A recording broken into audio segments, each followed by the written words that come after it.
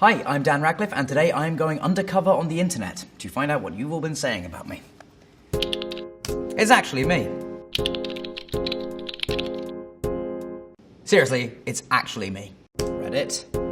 Whoa, my friend that does toilet seat portraits painted Daniel Radcliffe last night. Is that me on a toilet seat? God, I've never looked better. Is it wrong of me to want to start getting this all over Twitter so we can see if he'll see it and respond? Whoa, somebody with an intense username. Bombing of Dresden. I mean, that is... But anyway, it's much nicer than I actually look in real life. If only I looked as good as I do on this toilet seat. Thank you to you and your friend. Today I learned that for 6 months Daniel Radcliffe wore the same clothes every time he went out in public so that the paparazzi could not sell any photos of him. And somebody else has asked, can someone else explain to me why these photos would be unpublishable? I've heard this fact before but don't understand it. Is it because every photo he looks the same? Why would that preclude publishing or selling them? So yes, that is why. It is in fact because in every photo he looks the same. No thumbs. Thank you for your question. I have also since been given something which is way better than that. There is a jacket that you can buy which is reflective, which has a hood, so that if somebody takes a flash photograph of you, all they see when they look at that photo is a floating, glowing hoodie and nothing else, so it worked and they were really annoyed, which gave me some sick satisfaction. Daniel Radcliffe just posted this moments ago. Could they be filming The Cursed Child? No, I did not post that moments ago. This seems to be a photo of me from filming the epilogue on film 7. I do not have a public Instagram. I did not post that. And if you are talking to somebody who is telling you that they are me, they are not, and give them all kinds of shit for pretending to be me. YouTube. It's actually me. Please stand up! Please stand up! Leonardo Ramos asks, what a beautiful dance. What is it? The Nays? Although I love the Britney's part. Yeah. So this is a video of me and my wonderful, long-suffering girlfriend during Swiss Army Man. We all went out and did karaoke, and at the end of the night, I got up and did my rendition of The Real Slim Shady, which I knew all the words to when I was 9, and so really has stayed in there.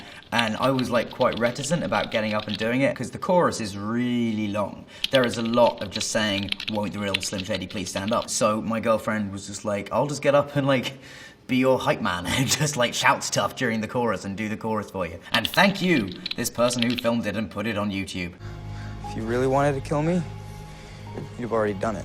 How TF did he do that American accent? Thank you, Blackham7. I honestly think that British actors, on the whole, we're so exposed to American accents when we're young, like so much of the TV we watch is from America. I would play with my WWF, as it was then, action figures. I would give them American accents, so I think I've kind of been practicing my American accent since I was about 6. Reddit. Who would win in a race in water between David Hasselhoff's SpongeBob movie and Daniel Radcliffe's Swiss Army Man? Battle. Round 1, a race in an Olympic-sized pool. Round 2, same pool without David carrying SpongeBob or Patrick and Daniel not carrying Paul Dano. 3, race from Pier 39 to Alcatraz. I don't know enough about the details of that course. Final, Pier 39 to Alcatraz without, okay. I mean, I don't quite know what I'm competing against in terms of David Hasselhoff in the SpongeBob movie. I'm not sure what he does, if he's just using his super, like, Baywatch powers to swim very well. If that is it, then I would say that I would beat him. I don't know that I would beat him without Paul Dano, though, because I think my character in Swiss Army Man is somehow responding to Paul Dano being there, so I think without Paul Dano, I think I might just, like, lie lifeless and limp, but with him, I feel like I'm beating the Hoff. Submit it. Cora!